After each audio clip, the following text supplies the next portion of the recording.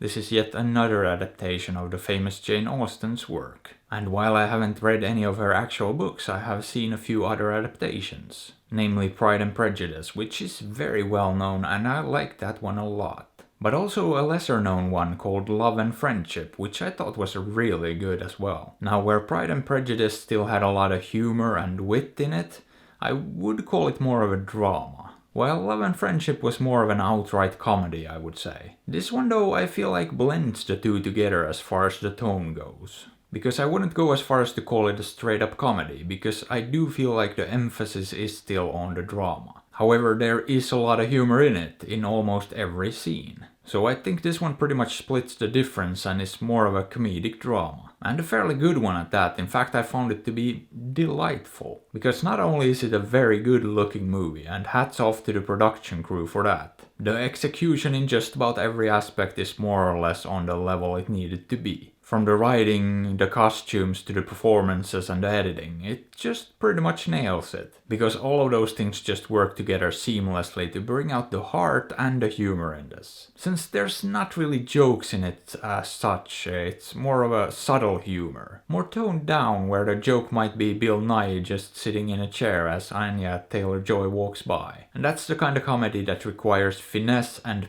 perfect execution. Shoot it from the wrong angle or cut 1 second too early and it's ruined. And I feel like that's where this movie shined and why I called it delightful. But there is a bit more to it than just the comedy as well. There's also the drama. Because the story here follows this young woman born into wealth. And at first she might come across as a bit uppity, a bit pompous. Maybe even arrogant, and she likes to meddle in other people's lives. While playing matchmaker, for instance, trying to get certain people together. But turns out that there's more to her than that, and she's actually a fairly complex character. But anyway, her escapades sorta drive the narrative here. As we follow all these characters while they navigate this complex social network around them. And we get to find out who's gonna end up with who when it's all said and done. And you know, beyond just the humor, I found this to be really engaging too. The drama worked and I found myself invested in it, more than I'd anticipated actually. And I will have to give props for one scene in particular, or maybe even that whole sequence around it. It's a bit later on in the movie and involves a picnic type scenario. And while it starts off lighthearted and humorous, it turned into something